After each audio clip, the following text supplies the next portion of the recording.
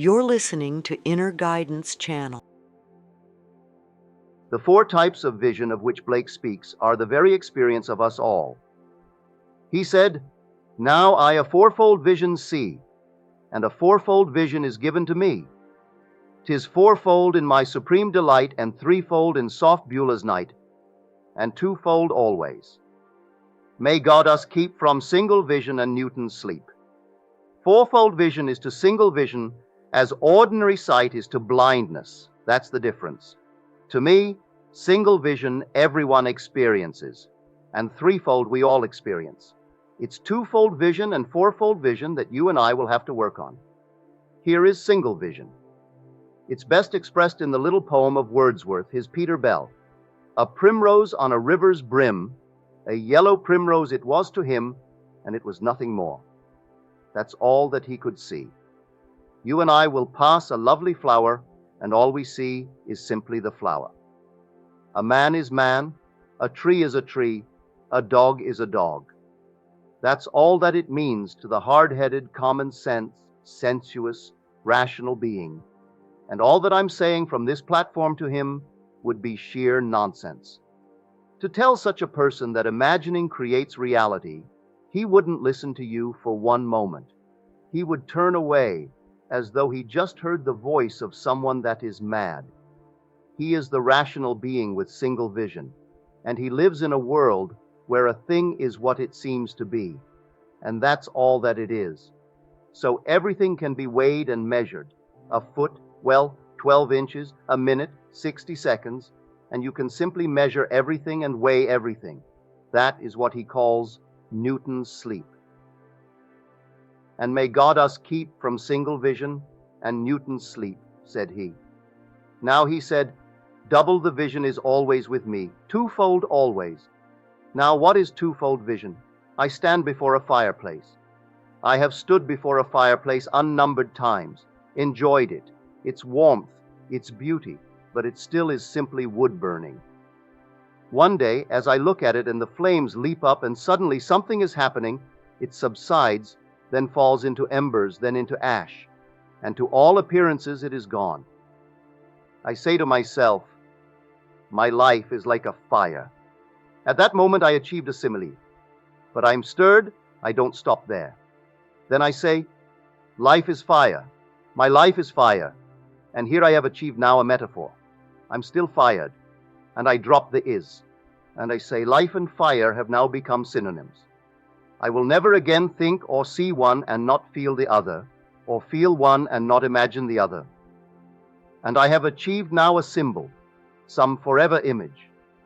So fire forever now is simply an image. Before it was simply fire. Now it's an image. It reminds me of life. That is twofold vision when everything becomes an image. As Goethe said, all things transient are but images. Well, is there anything in this world that isn't transient? You name one thing that isn't transient. A child appears, it waxes, it wanes, and then it vanishes, no matter how precious it is when it comes in. Last Saturday, I was over at my friend's in the hills of Hollywood. He just got a few birds. Well, he's had them now, I would say 3 months. And you should have seen him on Saturday. He found 3 eggs, these little lovebirds. Why, you would have thought someone gave him $1 million. He has 3 eggs. It takes 14 days of waiting for them to hatch out. They will come out, he'll be ecstatically happy, and then they will wax, they will wane, and they will vanish. All things transient are but symbols if man now turns the thing into a symbol. When Blake went to Felpham as the guest of Haley, Haley thought himself a poet. His poetry has not survived, only the few pieces that Blake illustrated. But not because of the poetry, but Blake's illustrations. But he gave Blake a home for him and his wife and his sister, who lived with Blake, a garden, and enough money to buy all the necessities of life, all the food and all the things that were necessary. He tried to make of Blake a hack illustrating his poetry, and saw nothing in Blake's poetry. Well, one day Blake came home, and in his garden was stretched out a drunken soldier, and he ordered him out of his garden. The man wouldn't go, so Blake took him by the elbows and led him out of the garden and down about 50 yards. The man with another soldier agreed to bring the charge of sedition against Blake. Well, a garden is not something that just happens, it's a creative plot. Man must be present to call any plot a garden. You take care of it, you plant it, and you take care of it, or it will go to seed. So here was Blake's garden, and here is a drunken soldier. A soldier is one of authority. Here he saw in the soldier, of course, he was exonerated through Haley's efforts, but Haley was his friend physically. He was well fed, he had shelter, but he was his spiritual enemy. And Blake said, I can tolerate my physical enemy, but not my spiritual enemy, for here he was destroying his creative power. He didn't want any part of Blake's poetry or his artistic work. And after 3 years of a slumber on the banks of Felpham, said he returned to London to face poverty, but at least to be creative. So Schofield, the name of the soldier, he used in Jerusalem as a symbol of the one who would be his spiritual enemy, even though a physical friend. So everything in Blake's life became a symbol, but everything was a symbol. So he saw, he never saw a tree, he saw something else. Someone said, when you see the sun, don't you see some round disc like a guinea? He said, no, I see a host of angels singing, Holy, holy, holy Lord God Almighty. Another person sees just a round disc, and that's the sun. Not Blake. He saw a tree filled with angels. Everything to him became a symbol, and he thought in terms of symbols. That's double vision. Now, threefold vision is when these images intertwine, interblend, have love affairs, marry, and beget new images. A daydream is threefold vision. A dream of the night is threefold vision, because it's soft Beulah's night. But you don't have to wait for night. Your moods are your dreams in daylight. I can capture a mood. If I could sustain a mood and dream through the day with a mood which would imply the fulfillment of my dream, I am setting something in motion. If I could become now intense from that three-dimensional or threefold thing and dream intensely and enter my dream, that's fourfold vision. If I could now start with my images and dream so intensely that I step into the dream. But if I don't, it doesn't mean it will not work. If I persist in it so that the dream obliterates what was and becomes the reality, that's fourfold vision. Now this world is fourfold vision. Man has forgotten when he started this dream, and he's entered his dream. As Thoreau said, the truest life is to be in a dream awake. Now we are in a dream awake, and we have forgotten where we laid ourselves down to dream this dream. But it became so intense we awoke in our dream, and now we return to single vision, for this is taking the place of reality. It was once only a dream, and now it's become the stream of reality. Now man, knowing this, could start this night with his images and let them interplay. So let them interplay that they fall in love. They're sort of having love affairs. Then let them marry and beget a new image, which new image would imply the fulfillment of the dream. So I assemble in my mind's eye images that, if true, would imply the fulfillment of my dream. Its potency is in its implication.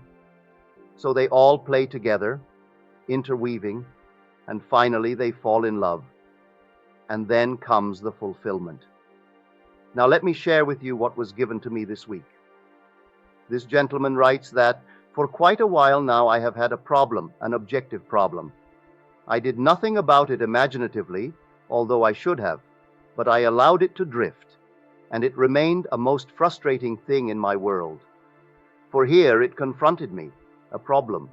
I really should have done something about it long ago, but I did nothing about it. So last Tuesday in my office, I simply constructed a scene which if true, would imply that the problem had been solved, and my dream, my desire, had been fulfilled. I went through the scene several times in my mind's eye, and then I entered into the scene and played it, rehearsed it a couple of times. At the end of the second rehearsal, the voices and the scenery began to become alive. All things began to become alive. I went home, and that night as I retired, I once more rehearsed the scene, entered into it. It was becoming alive. I fell asleep halfway through the rehearsal, and this is what I dreamed. I dreamt that here is a party, that I am a disembodied observer, and here a party is in progress to congratulate a young man. The young man had come into some good fortune, something to him most important, a major thing in his life. But those around him had only just learned about it, and so they hastily arranged a party to congratulate him. Here I am observing this party, and the young man is the star in the drama. Girls are coming in through all the doors, embracing him, kissing him, hugging him, and it's a most exciting thing. They're telling him, "How on earth did you ever accomplish that?" Then in a most embarrassed way, he blushed and he hemmed and hawed. And then he said, "Well, it was so easy. I simply did what I should have done a long time ago." Now he said, as the man said this, I must have entered into the spirit of that young man, because I felt the embarrassment. I felt the feeling that this is unworthy. I'm not really worthy of all this because it was so easy. I only did what I ought to have done a long time ago. So I must have entered at one little moment from the disembodied observer to be the star in the drama. But then, I must have gone back to being the observer because I heard him say it. Yet in it was not a vicarious thrill. I was actually experiencing the thrill. I entered into the state. So my rehearsal at night went right into the actual act. Only it seemed to be that I am observing someone else. Well, let me tell him, there is no one else. Humanity is a single being, in spite of its myriad forms and faces. And there is only in such seeming separation as we find in our own being when we are dramatically sundered in dream. So he was dramatically sundered, and then a seeming other is playing the part that he wrote for himself. He played it. I can only tell him now, wait patiently. It's done. You entered into a fourfold vision. Brought it right in through your own intensity when you spent the day on Tuesday constructing the scene which would imply the fulfillment of your dream, and rehearsed until the voices began to come alive and the scenery became alive. Then at night you started it all over again, and halfway through you fell asleep. As we are here asleep dreaming this, here we are sundered too. Every being in my world is myself pushed out, made visible. I haven't catalogued all the individuals and given to myself the image that it represents. But as my friend last Friday night, speaking of his mother, and how many years ago he came to the conclusion she was only an image of the material world. Then came this wonderful mystical experience where he finds himself a young man in a suite of rooms looking out over the sea. He sits down and he writes a letter to his mother. He's just about to go out to post it when a lady enters through the front door, and he turns to her and says, "I've just decided to go post a letter to my mother, but I've only just remembered that she's dead, that she died." So the lady said, "Yes, she died a long, long time ago," which surprised him because it didn't seem that she was gone that long. In our measure of time, it was only a few months, but she implied it was a long, long time ago. Then he asked a very simple question. "Well, hasn't my mother been paying for these rooms?" And she replied, "No, the undertaker has been doing it. He felt it better that you should think that she was providing for you until you came to your senses." He's on the verge of completely awakening because he has already been elected.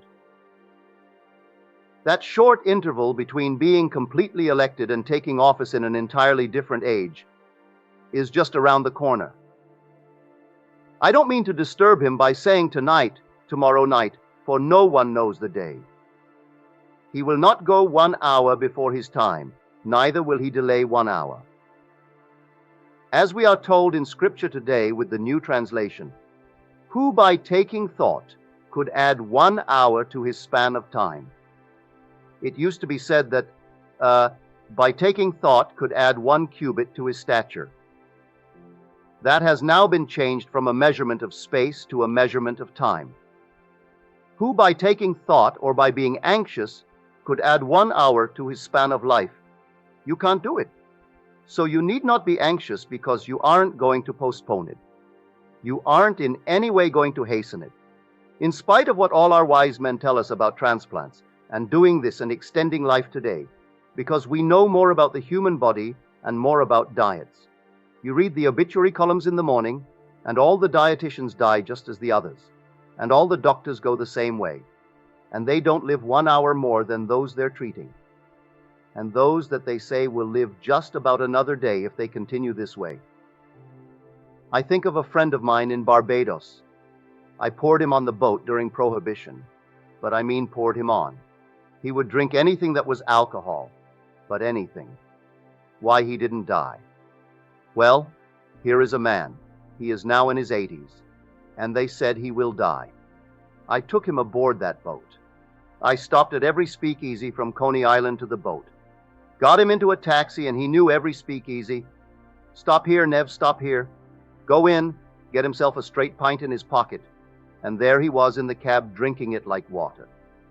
Another one, and I actually took that man and poured him on the boat.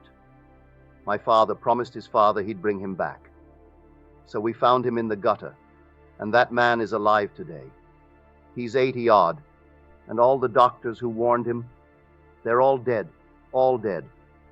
Of course, he only vegetates today because he's gone blind. He has all the money it takes. His father left him a considerable sum of money. So he has 3 servants and he's blind, but there he is vegetating. Enormous today. All that money can buy, he has it.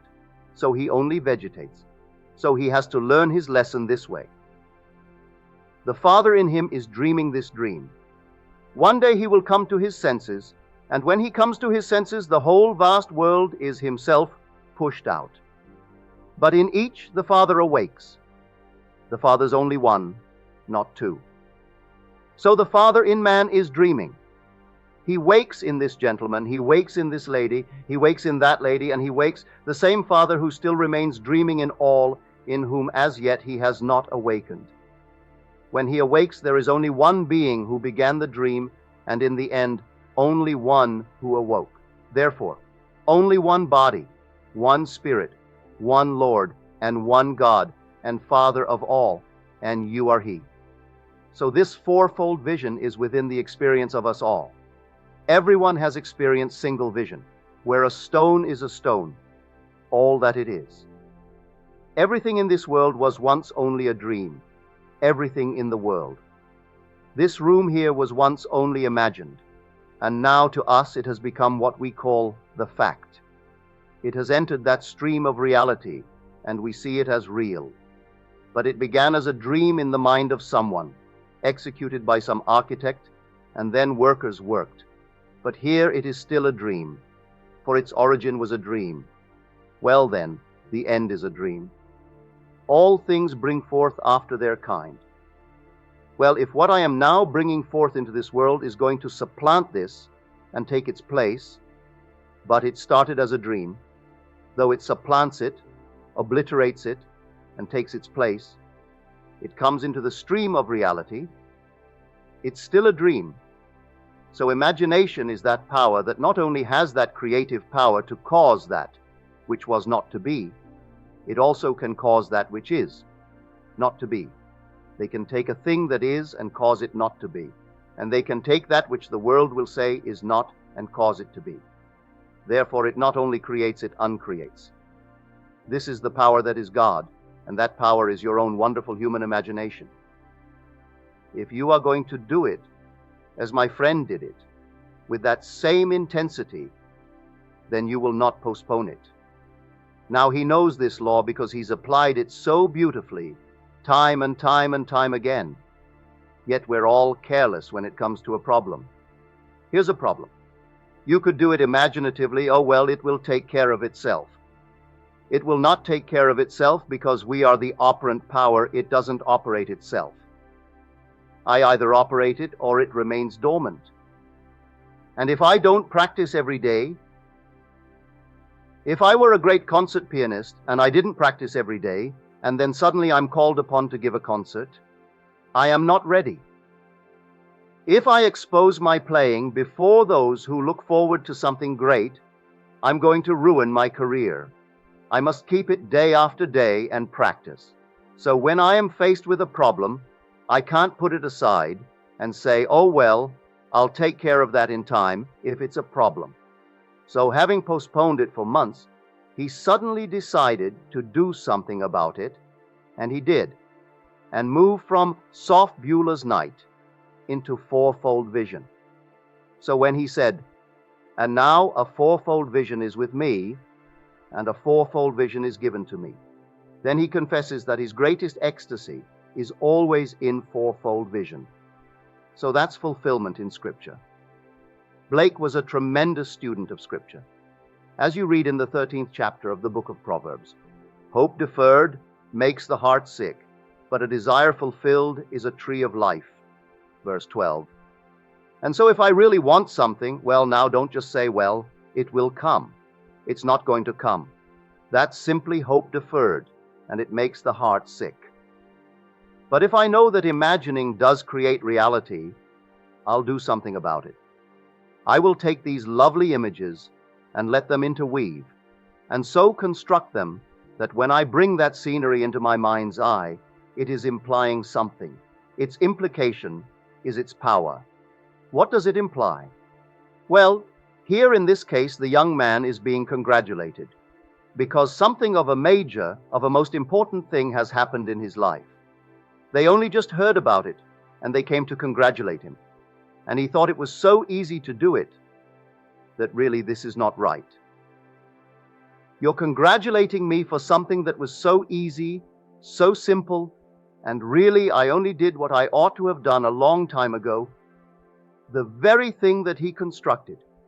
Because in his letter to me, he said, I knew it was a frustrating problem, yet I did nothing about it, imaginally hoping that it would just go away or solve itself.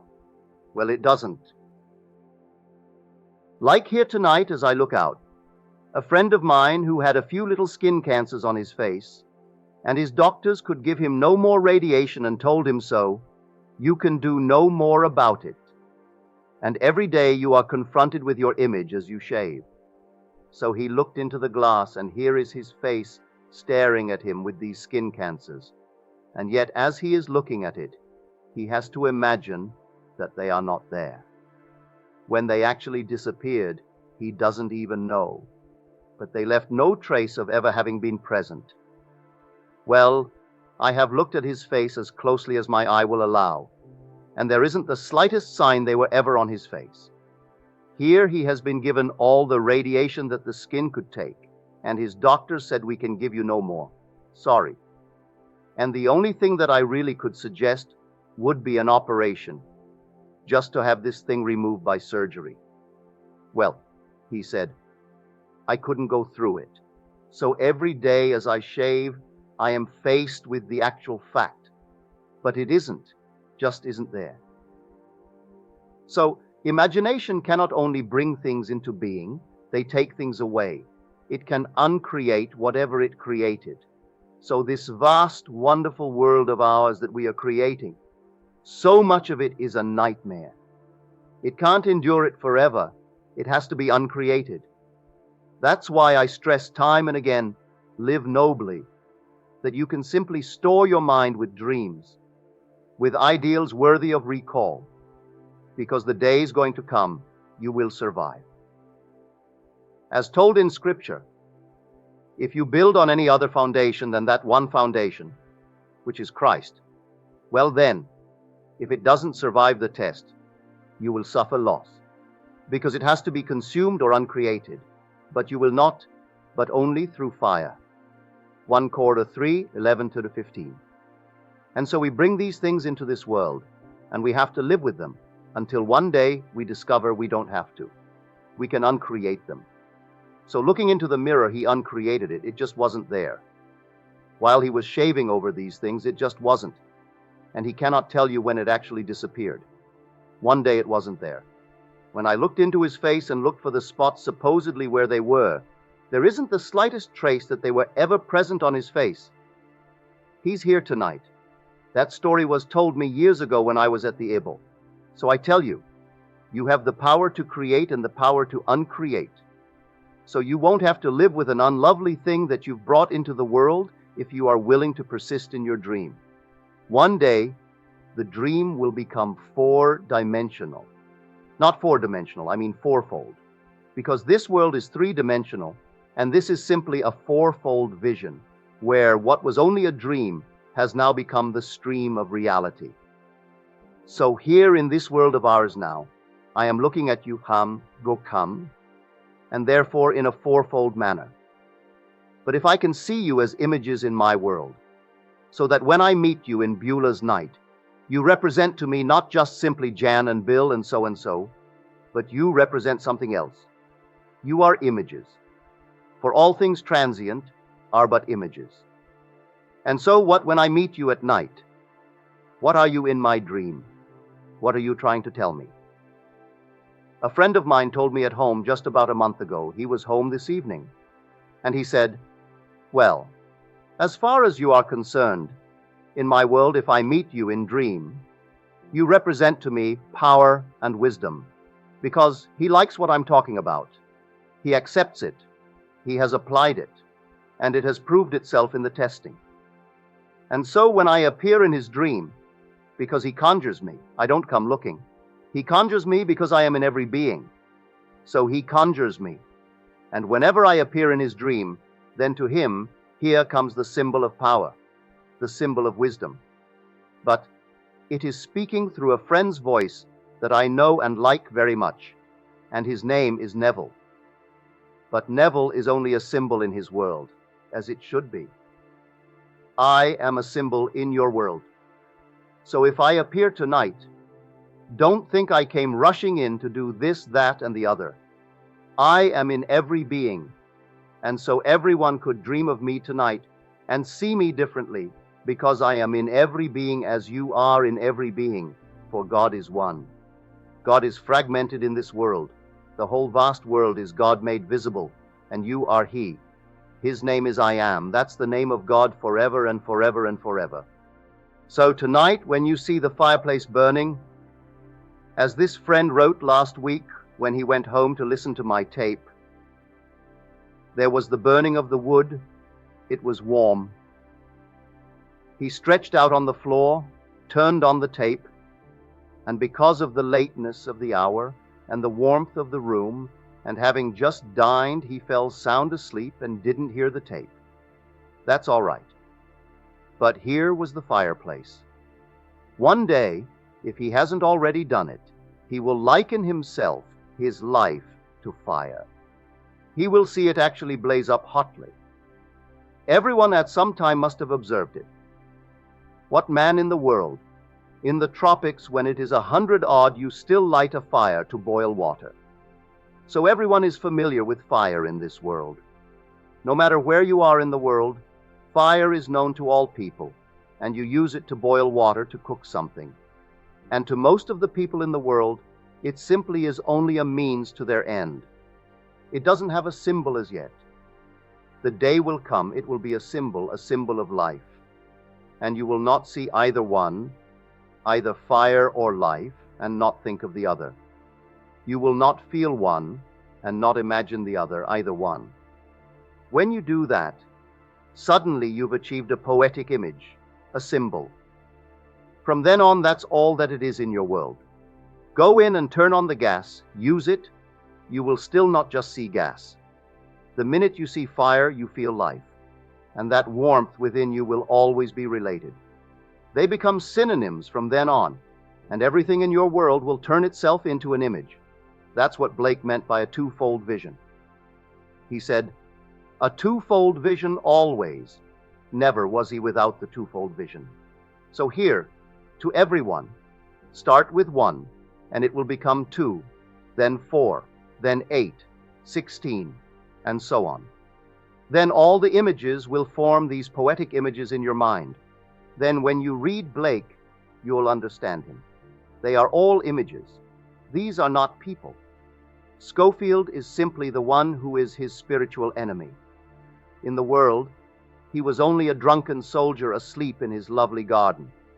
And knowing Blake by his works and his tenderness for everything, he must have had a lovely garden. Didn't have to be a big one, but how he must have loved that garden and taken care of it. Just a garden. It's a creative spot. The man was all creation. And a sleeping drunken soldier in his garden. It's like coming home and finding him in your wife's bed. That's a creative spot too. And so out he took him. Blake was a very small man, but he had the courage of a giant. I do not know how tall he was. I read somewhere that he was about 5'6" or 5'5", a small man, well built. But he took that drunken soldier by his elbows down the street 50 yards, and then came this false charge of sedition. Blake, with Haley's help, because he was a man of means and important person in the neighborhood, and Haley treated Blake's d'état. Tonight you take these 4 types of being and start on this premise. It is within your experience if you want to experience them. You have experience too, everyone has. Unless you're blind, you can see well that single vision. If what you see has another meaning than the one it appears to be, you're beginning to have twofold vision. If you ever had a dream, you've had threefold vision. Now take your images, and one day it's going to happen. May I tell you, it's the thrill of thrills to sit down and conceive a thing. And as he said, the words, the voices, and the scenery began to become alive. At that he fell asleep, and then the whole thing began to project itself, and he became fragmented. All the characters, all the girls came to congratulate him. Himself now made visible as a youth, for he is young anyway. All things being relative in this world, he's younger than my son. I call that young. So here, it's just himself. Now persist in it. Don't think for one moment it was another. Your desire has been fulfilled, but all things have an interval of time between that and their coming through into the stream of life that we call reality.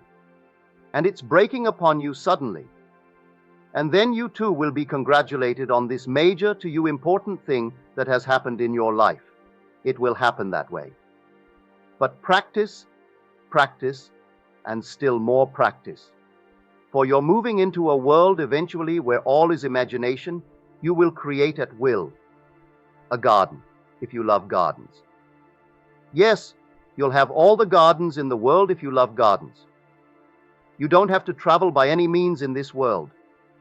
But if you want to travel, you only now read of the galleons of the past. You want to have the experience of that? You can conjure one and travel in that manner. You want to know what it is to travel in some other manner? You can conjure it, because it's all within your capacity to do it. That's where you're going, into a world of creation. That's the new age. And so you'll create your world just as you want to. That is the joy that is in store for us, having come down in dream to this world. For we really haven't come down. We are now dreaming in our eternal state, and we never left it. We never left our eternal home, but we are dreaming, and we descend in our dream. We fell seemingly as one man, and so I say ye are gods, all of you, sons of the Most High. Nevertheless, you will die like men and fall as one man, O princes. As 82, 1-6 RSV. That's the best translation of the Hebrew in the 82nd Psalm. And you'll find, if you have the Revised Standard Version, a footnote giving such a translation, rather than the one that is acceptable in the King James Version. So I say, ye are gods. All of you, not just a few, all sons of the Most High. Nevertheless, This is going to be your experience. You are going to die like men and fall as one man, O princes. Well, if you are princes, then your father is a king, the King of kings, Lord of lords. And together you form him. You form one, for God is one.